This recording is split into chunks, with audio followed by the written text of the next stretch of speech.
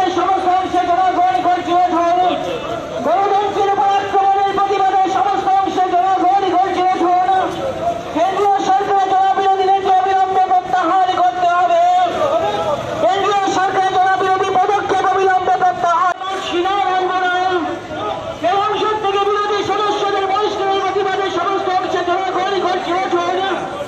একদলীয় শাসনের বিরুদ্ধে সমস্ত অংশে জনগণ গর্জে উঠুন। বামফ্রন্ট দিচ্ছে বামফ্রন্টের ডাকে আজকের এই মিছিলে দলে দলে যোগ দেন। বামফ্রন্টের ডাকে আজকের এই প্রতিবাদী মিছিলে দলে দলে যোগ দেন। সংসদ থেকে বিরোধী পদক্ষেপ আমরা মানছি না, মানব না। সংসদ থেকে বিরোধী সদস্যদের বহিষ্কারের প্রতিবাদে সমস্ত অংশে জনগণ গর্জে ওঠেন। বিজেপি সংসদকে দলীয়করণ করছে, তার বিরুদ্ধে সমস্ত সারা দেশের সাথে এই রাজ্যের সমস্ত অংশের মানুষ নিশ্চয়ই এটা অবগত আছেন। এই যে সাম্প্রতিক আমাদের দেশের সংসদের শীতকালীন অধিবেশন হয়ে গেল, এই অধিবেশন চলাকালীন সময়েতে আজ থেকে 22 বছর আগে সংসদে সন্ত্রাসবাদীদের হামলা হয়েছিল। এমন এই দিনে আমাদের দেশের যে নতুন সংসদ বাড়ি 20,000 কোটি টাকার বেশি টাকা খরচ করে নির্মাণ করা হয়েছে, যেটা সম্পর্কে আমাদের দেশের প্রধানমন্ত্রী, স্বরাষ্ট্রমন্ত্রী এবং শাসক দল গর্ব করে বলছেন, এটা শুধু সৌন্দর্য এবং সুযোগ সুবিধার দিক থেকে পৃথিবীর অন্যতম ইমারত নয়, এটা সুরক্ষার দিক থেকেও অন্যতম একটা ইমারত তৈরি হয়েছে। আর সেই ইমারতেই, অর্থাৎ সেই সংসদ ভবনেই, এই যে সংসদ ভবন আক্রান্ত হওয়ার 22 বছরের একই দিনে দুজন যুবক, একজন বিজেপি সাংসদের তার সুপারিশ বলে সেই সংসদ ভবনে ঢুকে লাফ দিয়ে লোকসভার যে ভেতরে কক্ষের ভেতর নেমে সেখানে হলুদ রং ছড়িয়েছেন।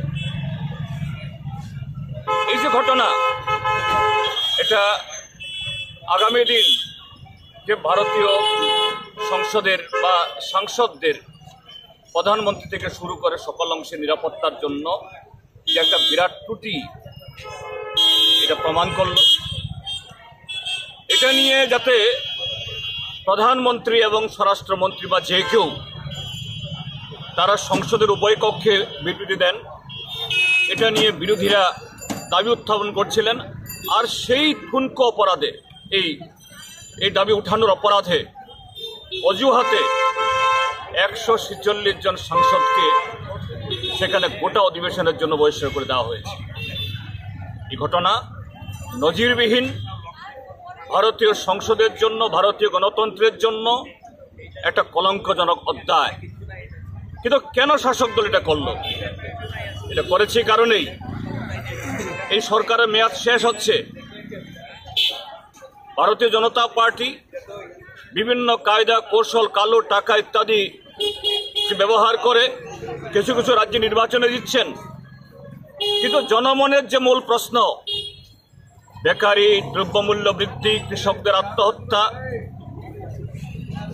ধনী গরিবের মধ্যে বৈষম্য, এটা গত 10 বছরে আরো বেশি চওড়া হয়েছে।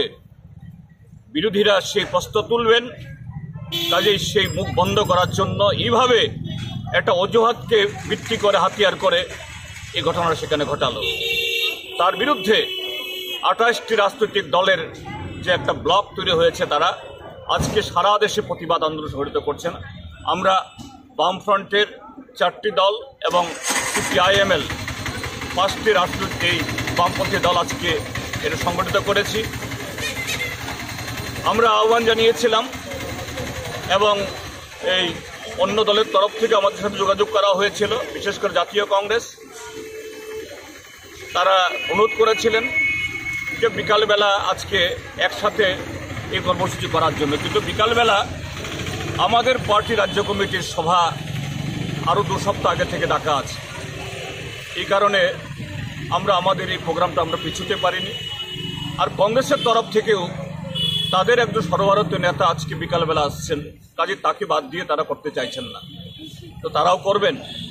কাজে এই আন্দোলন থেকে আমরা এই রাজ্যের সমস্ত গণতান্ত্রিক এবং ধর্মনিরপেক্ষ দলকে আবেদন করতে চাই, আগামী দিন দেশের এই সংকটে শাসক দল ক্রমশ আগামী লোকসভা নির্বাচন যত ঘনিয়ে আসছে তত বেশি স্বৈরাচারী একদলীয় এবং একনায়কতান্ত্রিকতা চালাচ্ছে, এর বিরুদ্ধে ঐক্যবদ্ধ হতে হবে, রাস্তায় নেমে আমাদের এদের প্রতিরোধ করতে হবে।